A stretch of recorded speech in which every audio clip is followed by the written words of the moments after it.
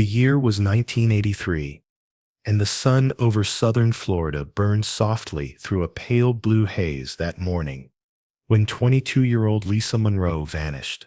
She had left her small apartment in the town of Palm Haven, a quiet seaside place about an hour north of Miami, saying she was going to the train station to meet a friend. At first, no one thought much of it. Maybe she had decided to stay overnight with a friend. Maybe the car had broken down, and she had gotten a ride. But by dawn the next day, when her mother, Ruth Monroe, called every friend she knew, and none had seen her, the fear began to grow. Ruth went to the police, trembling, clutching a photograph of Lisa in her hands. She never came home. Her old brown sedan was found that evening, parked crookedly near the edge of a sand-covered lot behind the station. The driver's door locked, her purse missing, and her shoes still on the floorboard. Palm Haven had never been a place for dark stories. It was the kind of town where children rode bikes to the pier, where fishermen nodded to each other at sunrise, where everyone knew everyone else. That's why Lisa's disappearance struck like lightning from a clear sky. Neighbors organized search parties, scoured the marshes, hung missing posters from telephone poles. The local radio station repeated her description every hour. Days passed, then weeks, and still nothing. The officers took a report, asked routine questions, promised to check the station. When detectives arrived at the dusty lot that afternoon, the only signs of life were tire tracks, half erased by the wind, and a set of faint footprints that seemed to lead toward the railroad tracks before disappearing in the weeds. Detective Harold Kemp, who had been with the county sheriff's department for nearly 20 years, led the search. He was patient and methodical, the kind of man who wrote everything down in tidy block letters. He interviewed every worker at the station, the bus drivers, the shop owners nearby. One witness remembered seeing Lisa standing near the tracks around 5 in the afternoon, talking to a man in a dark blue jacket. She seemed calm, even smiling. Then the man walked away, and the witness left before seeing what happened next. That was all they had. One fragment of an image that didn't lead anywhere. But Detective Kemp never forgot. Even after retirement, he kept a copy of Lisa's photo in his desk drawer. Sometimes he would drive past the old train lot on his way home from fishing, park his truck, and sit there watching the wind push through the grass. One day, he used to mutter, "The truth will come back up." By the third month, the case went cold. The file was placed in a cabinet, marked Missing Persons, 1980-1985. The Monroes moved away 2 years later. Unable to bear the reminders, the lot where her car had been found turned into a gravel storage yard. Life in Palm Haven went back to normal, at least on the surface. Almost 40 years later, in the spring of 2021, that prediction came true. A new cold case unit had formed in the same county, led by a young investigator named Marissa Delaney. She had grown up hearing stories about old unsolved mysteries and believed that no case should ever stay silent forever. When she found Lisa Monroe's file buried among hundreds of others, something about it stopped her. Maybe it was the photo. A young woman with bright eyes, standing in the Florida sun. Maybe it was the simplicity of the story. A short walk to the train, a car left behind, then nothing. She decided to take another look. When the prints were scanned into the new database, the computer paused longer than usual, humming softly as numbers and names flashed across the screen. Then a green light blinked, and a match appeared. The print belonged to Raymond Holt, a man who had lived in Florida in the early 80s and now resided in Jacksonville. He was 60 years old, with a long record of thefts and assaults. The computer had no reason to lie. The odds of error were less than 1 in a billion.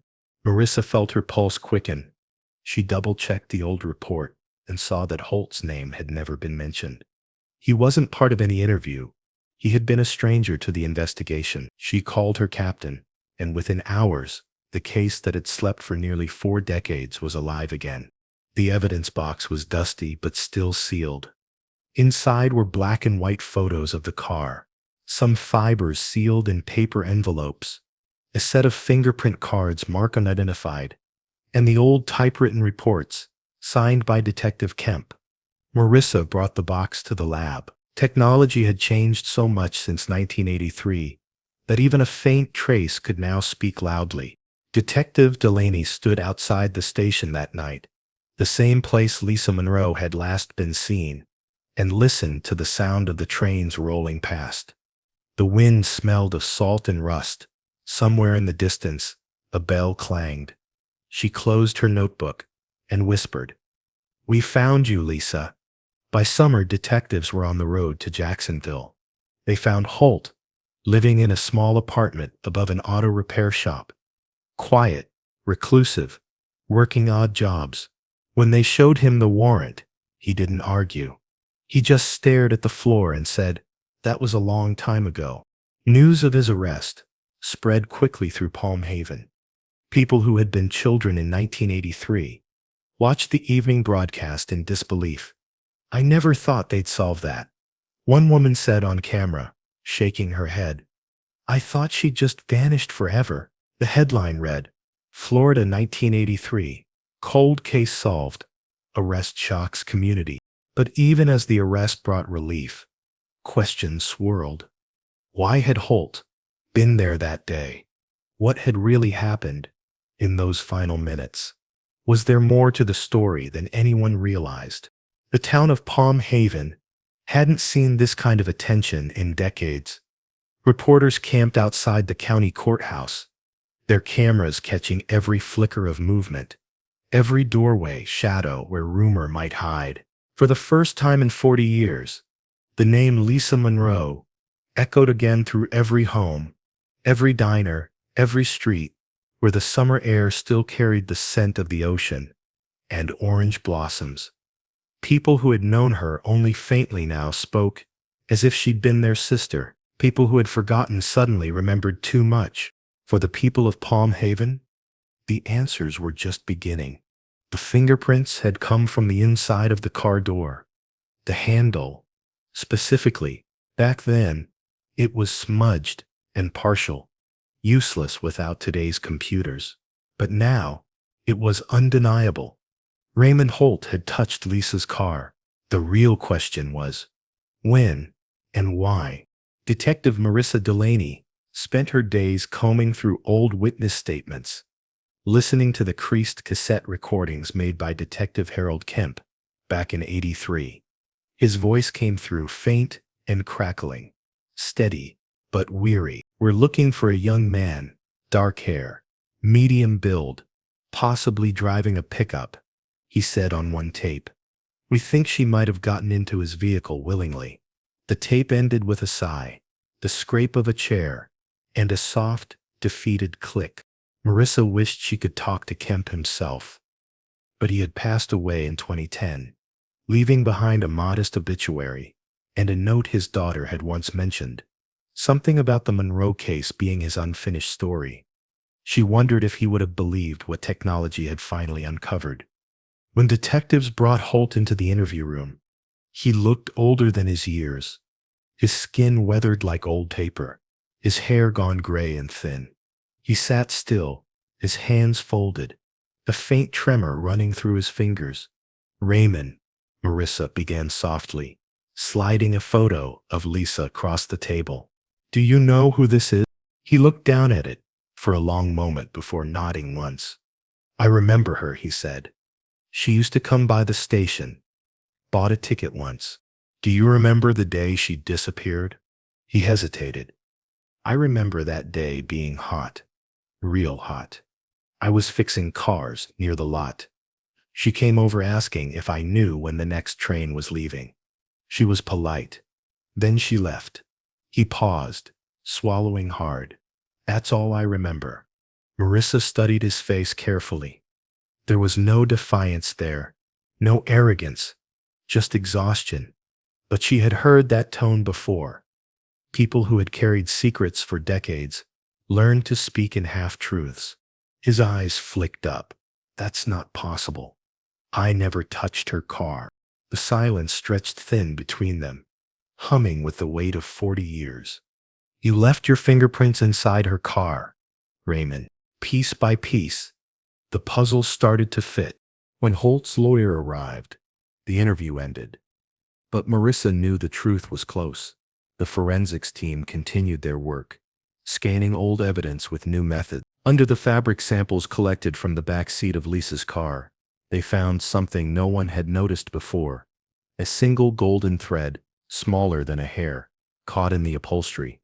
DNA testing confirmed it belonged to Lisa. The thread itself, however, came from a jacket not hers, a type of workwear sold in the 1980s by a small Florida company, one that supplied uniforms to the very auto repair shop where Holt had worked back then. Meanwhile, the community watched in disbelief. They had lived so long with silence that the sudden flood of memory was overwhelming. The town newspaper reprinted old headlines. Retired residents gathered at the diner on Main Street, talking about where they'd been the day Lisa went missing.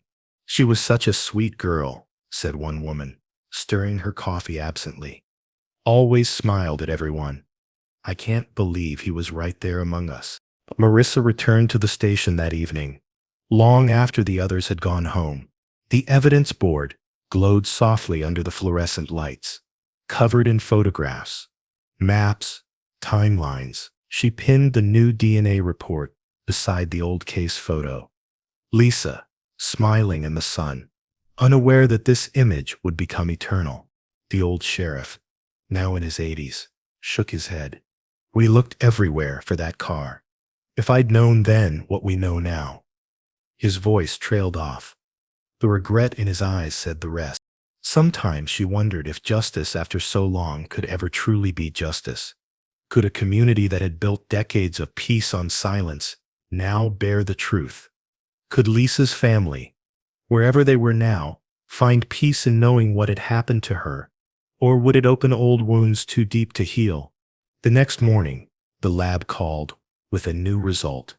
They had tested soil from the bottom of Lisa's car, preserved since night. Within it were traces of clay and mineral compounds, specific not to Palm Haven, but to a rural property, 20 miles inland, an abandoned citrus grove that had once been leased by a man named Walter Holt, Raymond's father. She didn't know yet, but the case was moving, and that momentum had its own gravity. When they arrived, the land was overgrown, tangled with weeds and silence. The old house still stood, its windows broken, the porch sagging. The orange trees had long since turned wild. In the backyard, behind a rusted fence, the ground looked uneven, slightly sunken, the way earth does after many years of settling. That was when Marissa's pulse quickened again. By noon, she and a small team were driving out toward the grove, the roads narrowing into dirt tracks, Spanish moss hanging from the trees like ghosts. The air grew heavy and still. Marissa stood there for a long moment before speaking. Mark this area, she told the forensic team quietly. We're going to dig. The sound of shovels filled the humid air. Hours passed, the sun dipping low behind the tree line. Then one of the officers called out. They had found something. It was a piece of fabric, pale and faded. Then another. Then the curve of bone. The excavation stopped. Marissa walked forward slowly, her breath tight in her chest. The forensics lead knelt beside the small, fragile remains. Female, he said softly. Approximate age, early 20s. The grove fell silent again. Only the wind moved through the trees, carrying with it the ghosts of everything lost and buried. Marissa looked down at the unearthed truth and whispered, Welcome home, Lisa. By the time the sun rose over Palm Haven the next morning, the news had already spread. Human remains found in old citrus grove, tied to 1983 disappearance. The headlines read, The town that had learned to live quietly with its ghosts found itself dragged back into the storm. Reporters came again, their vans parked outside the police department, cameras aimed at the small town officers, who weren't used to this kind of spotlight. People stood in grocery store aisles whispering, "They found her." After all these years, they really found her. What they didn't know yet was that this discovery would uncover more than just one story, because under the roots and soil of that grove, something else waited, something that would turn the community's relief into shock, and their long-forgotten fears into something darker. That revelation would come soon, and when it did, the whole town would realize that the past wasn't done with them yet.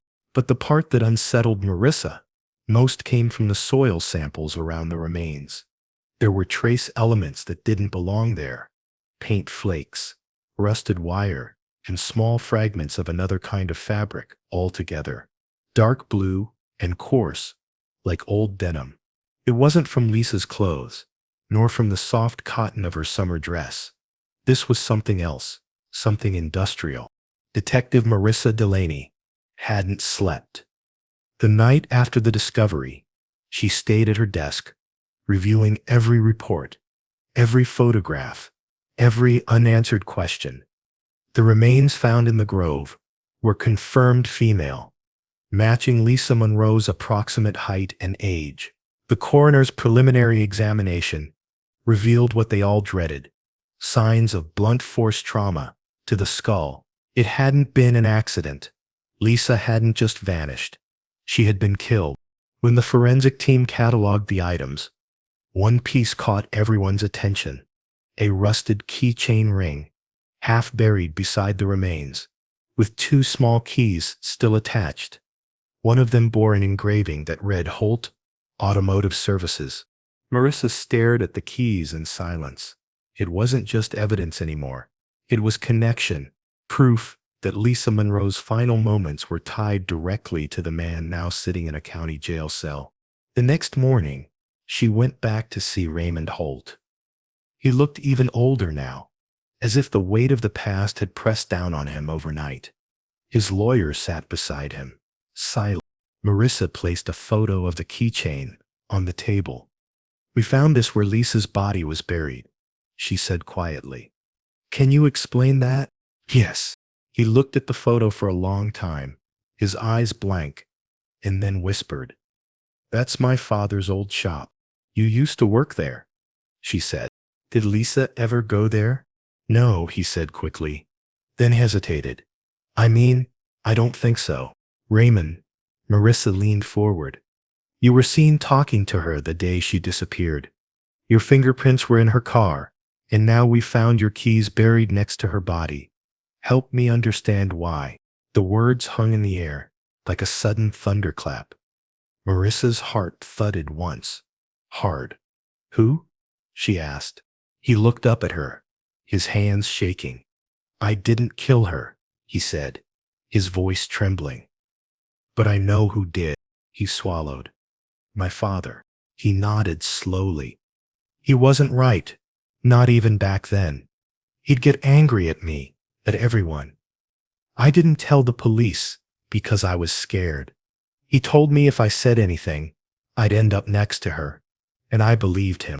The lawyer shifted uneasily, but didn't interrupt. For a moment, the room seemed to tilt. "Your father, Walter Holt?" "I tried once," he said softly. "In '89. I called the police, said I had information. But when they said they'd send someone, I panicked and hung up. He was still alive then. I didn't want to die." Marissa stared at him, her mind racing. "Why didn't you come forward?" Raymond continued, his voice cracking.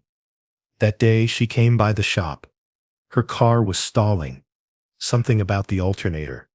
I looked at it, said I could fix it cheap. She left it there, and said she'd come back after catching the train. Later, when I came back from lunch, she was gone. My father was out near the grove, and when I asked him about her, he just said, 'Don't worry about it.' I thought maybe she picked up the car. But when I saw her face on the news that night, I knew." Back at the station, she ordered a full search of the old Holt property records. The county archives showed that the family had owned not one, but two plots of land the grove where Lisa was found, and another abandoned storage site a few miles north. When the sheriff heard, he authorized a new excavation. Walter Holt had died in 1992. He was buried in a small cemetery outside Jacksonville. No family attended. The record said he'd run a small shop until it burned down in '84. There had been whispers even then, rumors of stolen cars, insurance scams, missing workers, but no one had ever proved anything. As Marissa listened to Raymond speak, the pieces began to lock into place. The keys, the grove, the silence.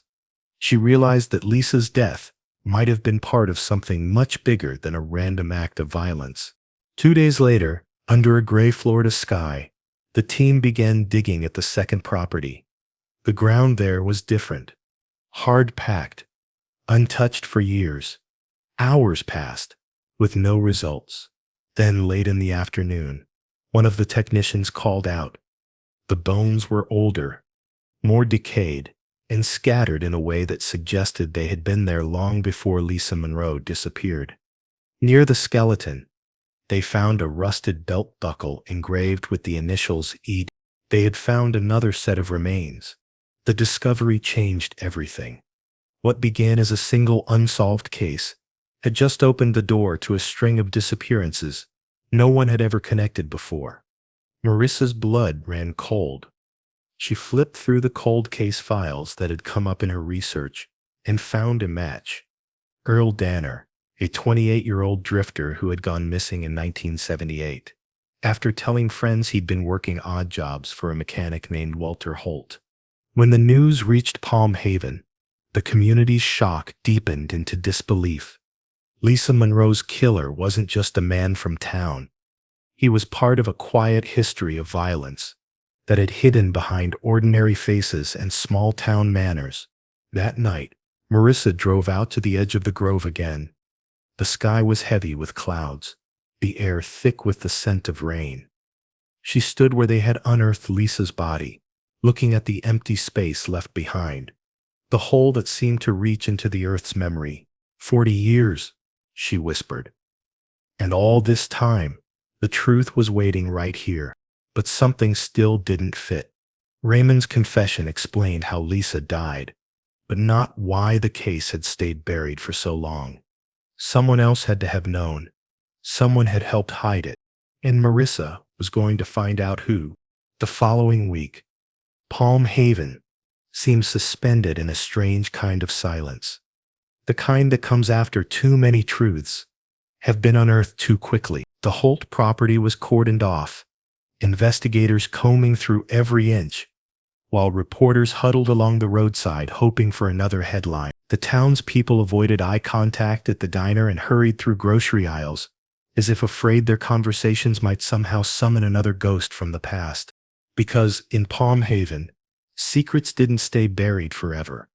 Not when the earth itself was beginning to give them back. Detective Marissa Delaney sat alone in her office, staring at the board she'd built. Names, photos, maps, strings that wound between faces, long dead, and files long forgotten.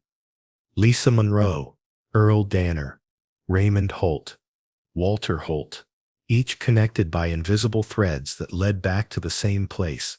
The Holt Automotive Shop, the burned-out shell of which still stood at the edge of town, like a rotten tooth that refused to fall out. The second body had changed everything. It meant that Lisa wasn't Walter Holt's only victim, and it meant that someone had known, even then, the missing drifter, the mechanic's reputation, the burned shop, and the sheriff who had quietly closed the file in 1984. It all smelled of something deliberate, a cover-up. Marissa pulled the old case records for the last time the shop had been inspected, dated January 1984, just months after Lisa's disappearance. The report had been signed by Sheriff Alan Grant, the same man who had led the initial investigation into Lisa's case. Alan Grant had retired in 1998, moved to Tallahassee, and died of a stroke 3 years later. His son, Michael Grant, still lived in Palm Haven, now serving as the town's mayor. When Marissa called him, he was polite but wary. "Detective, I don't know how much help I can be. I was only a kid back then. Your father investigated the Monroe case," she said. "Do you remember anything about him talking to Walter Holt? Like who?" I don't know, Michael said softly. My father stopped talking about it after the shop burned. One night, he came home and told my mother he was done. He said some things are better left buried. I thought he meant corruption. Not he trailed off. There was a pause. I remember my father saying the Holts were trouble. He thought Walter had been mixed up in things, gambling, stolen parts. But no one wanted to press him. People said he had friends in high places, not murder, Marissa finished silently. She dug through more archived reports, trying to trace every interaction between the Holt family and the sheriff's office. There it was, a faded note in the margin of a 1984 report. See Garrison. Missing girl. Car retrieval. Garrison. That name meant something. That night, she sat at her desk long after the station emptied out, replaying Raymond Holt's words. He told me if I said anything, I'd end up next to her. But Walter Holt had died in 1992, meaning for almost a decade, he'd lived freely, with no suspicion, no charges. Someone had helped him stay invisible. Marissa found him 2 days later, sitting on his porch in a weathered chair, staring out at the murky water.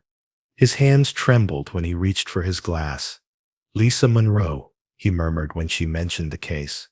"Didn't think I'd hear that name again." Deputy Peter Garrison had worked under Sheriff Grant. He'd retired in 2001 and still lived outside town, near the swamp line. He'd been one of the first officers on the Monroe scene back in April. "You were the responding deputy," she said. "You filed the initial missing person report." He looked at her with tired eyes. "I told Sheriff Grant I thought Walter had something to do with it. I'd heard rumors that he'd taken an interest in Lisa. Said things that made folks uncomfortable. The sheriff told me to drop it. Said the girl's mother didn't want any more trouble. That was a lie, of course. He just didn't want a scandal." He nodded. Slow. "Yes, ma'am. Pretty girl. Everyone thought she'd just run off at first. But then her car turned up near the Holt shop. That's when I started asking questions I shouldn't have." "What do you mean?" "Because Walter was paying him," Garrison said quietly. "Cash. Repairs. Whatever he needed." The sheriff turned a blind eye to half the things that man did. Because it kept his campaign donors happy. He wasn't the only one either. Some of the business owners were in on it. When Lisa disappeared, the sheriff went to the Holts that night. I followed him. I saw him talking to Walter behind the shop. They were shouting. Then the next morning, the sheriff told me the case was being reclassified as a probable runaway. Just like that, Marissa felt anger rise in her chest. "You didn't report that." "Why?" "I tried," Garrison said, voice breaking, "but nobody wanted to hear it. After the shop burned, sheriff said it was done, all the evidence gone. I left the department a few years later, couldn't live with it anymore." As Marissa drove back to town, the rain came down in sheets. Her windshield blurred, the wipers slapping rhythmically. But her mind was sharper than ever. If Sheriff Grant had been complicit, even by silence, then every file he touched might hold hidden truths. Back at the station, she went through the old evidence locker again. The remnants of the Monroe file. One photograph caught her eye. Lisa's car, taken from the recovery site. The passenger side door had a faint smear, once thought to be mud, but under the lab's newer ultraviolet scan, it turned out to be paint, the same industrial blue found near her body, the same color that coated the walls of Holt Automotive. Those 3 words echoed in her mind as she drove past the grove that evening, its tall grasses swaying in the twilight breeze. But one question still haunted Marissa, the one that Raymond Holt's shaking voice had whispered at the end of their last interview. He wasn't alone. The next day, the state forensics team confirmed the paint matched exactly. It was over. The evidence was undeniable. Walter Holt had killed Lisa Monroe, Sheriff Grant had buried the truth, and the town of Palm Haven had unknowingly protected a killer for decades. By the time the forensics results came back, the town of Palm Haven had transformed into something colder.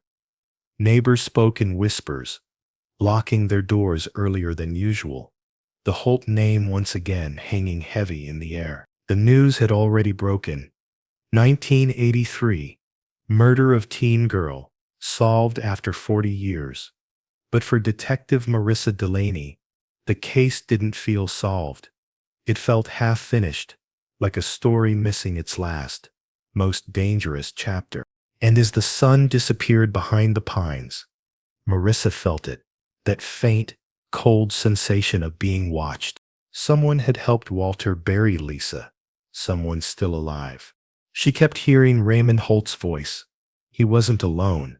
Those words had replayed in her mind for days, an itch she couldn't scratch. Walter Holt was dead. Sheriff Grant was dead.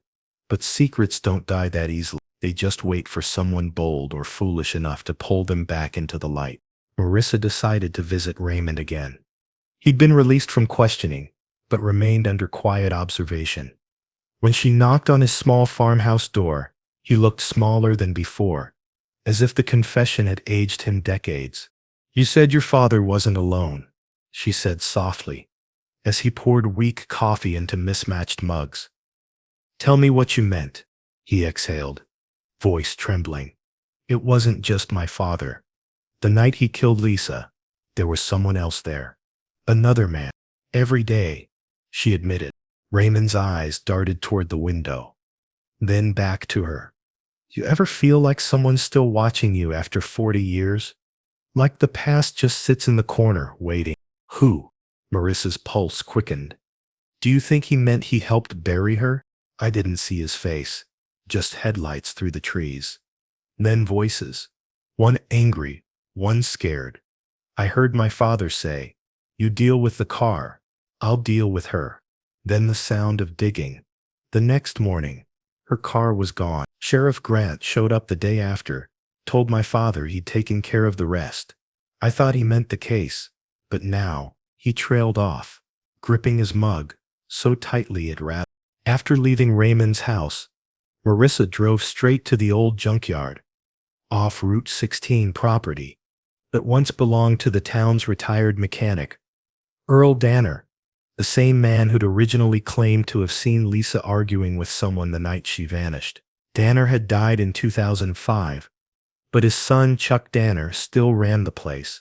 She found him leaning against a rusted Chevy, grease-stained hands and suspicious eyes. "You're the detective, poking around the Monroe thing, huh?"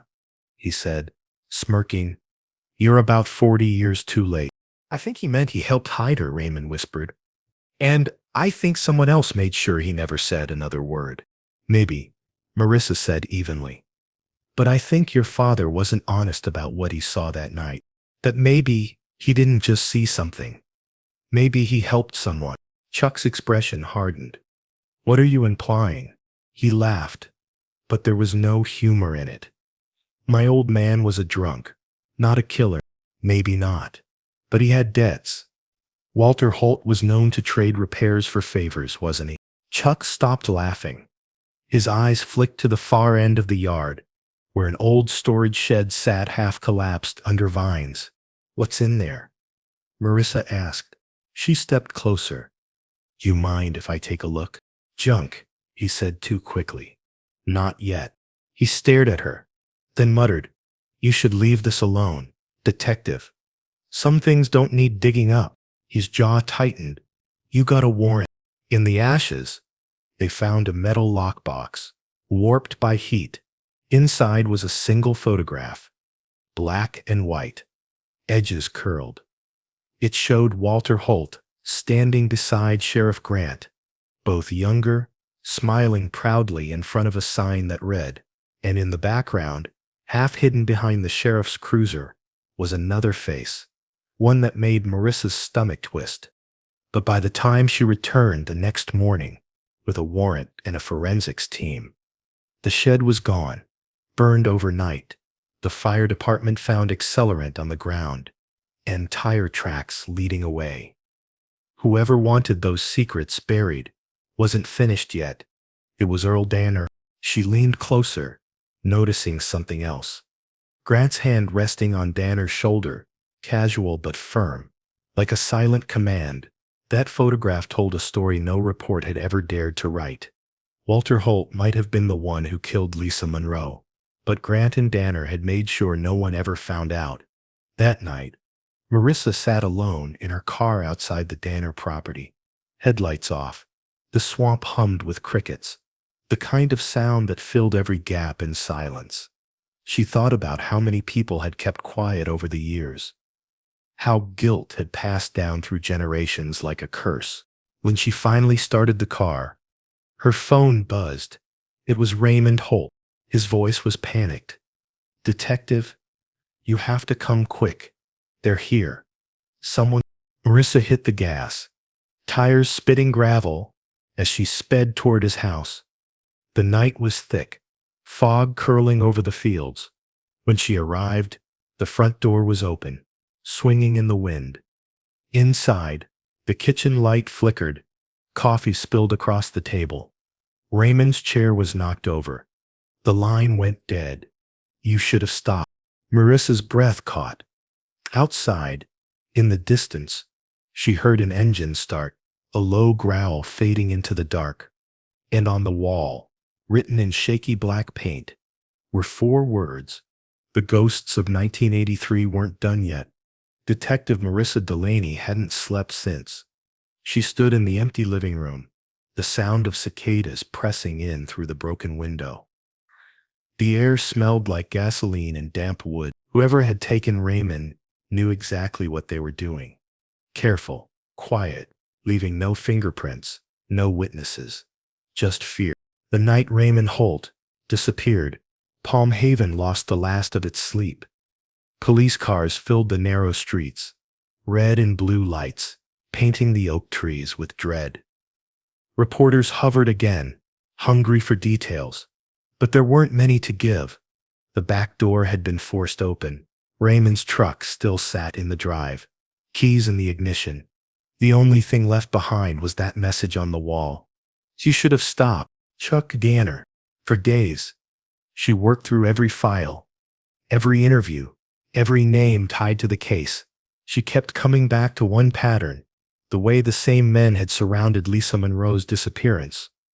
All connected through the sheriff's office, the junkyard, or the Holt family. But now they were all gone, dead or vanished, except one.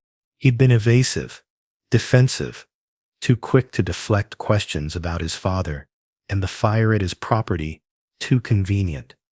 She got a warrant that morning and headed back to the Danner junkyard, this time with backup.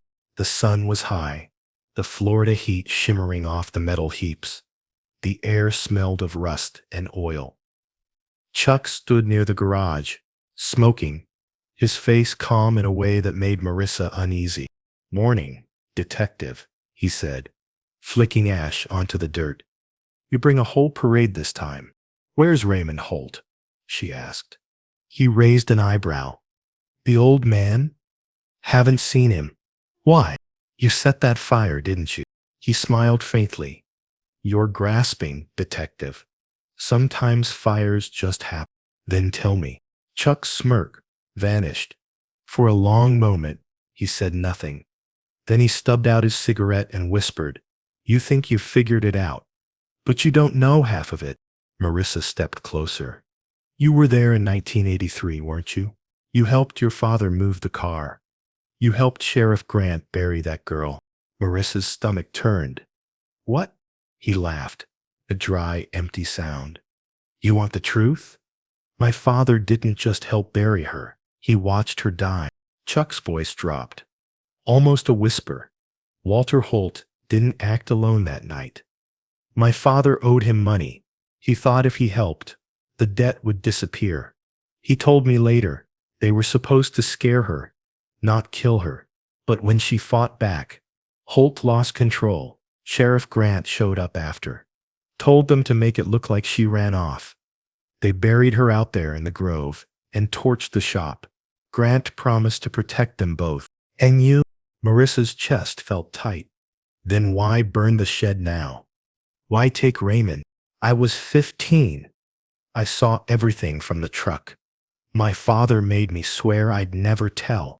Chuck's gaze hardened. Because Raymond couldn't keep his mouth shut. He came here a week ago, said he wanted to clear his conscience. He said he'd tell you everything if I didn't confess. So yeah, I burned the shed. And maybe I took care of him too. Don't, she warned. He reached into his jacket, and for a second the world slowed. Marissa's hand went to her sidearm, but instead of a gun, Chuck pulled out a small cassette tape. Old, the label faded. He tossed it at her feet. Before she could respond, he turned and walked toward the far edge of the junkyard, where an old truck sat idling. She shouted after him, but he didn't look back. He climbed in, slammed the door, and floored it straight toward the bayou. The truck tore through the fence, splashing down into the dark water. There's your truth, he said. Play it. By the time they pulled the vehicle out hours later, it was empty. No sign of Chuck. Back at the station, Marissa sat alone in the evidence room, the cassette tape spinning in an old player. A hiss of static, then voices. Muffled. Young. Walter Holt. She saw too much. Sheriff Grant. No, it's done. You keep quiet. We all do. Or we all go down. Earl Danner. We can let her go. Nobody'll believe her. A long silence followed. Then a soft sound. A girl crying. Lisa Monroe's voice, pleading. Then the click of a shovel. Marissa stopped the tape. The sound of that single shovel scrape echoed through her chest.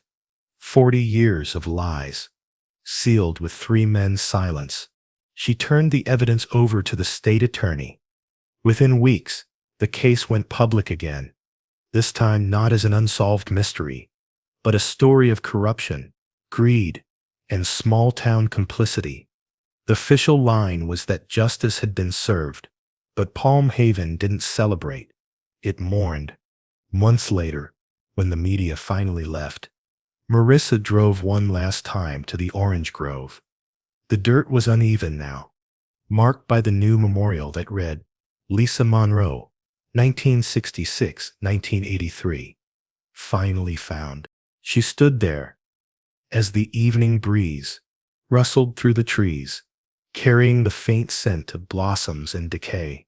Somewhere in the distance, thunder rolled, deep, low, like the sky remembering. As she turned back toward her car, something caught her eye. A single set of footprints leading into the trees, fresh in the soft earth. Too small to belong to Chuck, too recent to be old. Marissa whispered into the fading light. You're free now, Lisa.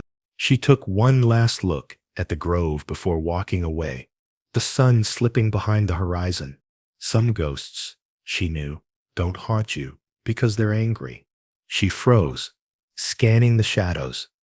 Nothing moved, but the uneasy feeling returned, that same chill she'd felt the night Raymond disappeared. And in Palm Haven, Florida, 1983 was still whispering. They haunt you because they're still waiting for someone to listen.